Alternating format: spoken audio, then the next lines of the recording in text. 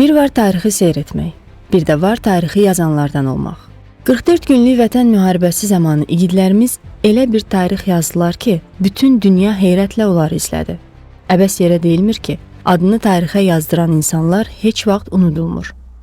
Elə şəhid Əliyev Elnur Ərəstin oğlunun atası da oğlum deyirdi ki, ya tarix yazacağam, ya da tarixdə qalacağam deyə öz oğlunu xatırlayır. Elnur həm tarix yazdı, həm də öz adını tarixə qızıl hərflərlə yazdırdı. Elnur 2000-ci il fevral ayının 2-də Göyçay rayonu Potu kəndindən anadan olmuşdu. Göyçay rayonu 7 nömrəli tam orta məktəbdə təhsilinə başlayan Elnur, dəftərlərinin, kitablarının arxasında olan qan yaddaşına baxar, gün gələcək, burada yazılan bütün rayonları azad edəcəm, deyərmiş. Orta məktəbi bitirdikdən sonra 2018-ci ildə hərbi xidmətə yollanan Elnur nizam intizamı ilə qısa müddət ərzində hər kəsin hörmətini qazanır. Komandirlərindən hərbinin sirlərini öyrənən Elnur hərbi xidmətdən qayıtdıqdan sonra həyatını vətənə həsr etməyə qərar verir və yenidən ordu sıralarına qayıdır.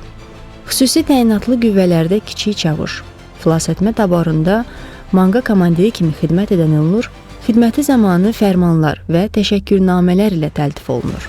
Vətən müharibəsinin ilk günlərindən döyüşə atılan Elnur, müəllimlərimə verdiyim sözü tutacağam, qan yaddaşımızı zəfər yaddaşı ilə əvəz edəcəm deyərək irəli atılır. Dəfələrlə düşmənlə üz-üzə qalır. Düşmənin qorxulu röyalarına çevrilir. Elnur oktyabrın 6-da Cəbrayıl rayonunun azadlığı uğrunda gedən döyüşlərdə qəhrəmancasına şəhid olur. Ölümündən sonra Füzulinin, Cəbrayılın, Kəlbəcərin azad olunmasına görə cəsur döyüşçü, vətən uğrunda medalları və Azərbaycan bayrağı ordeni ilə təltif edilir.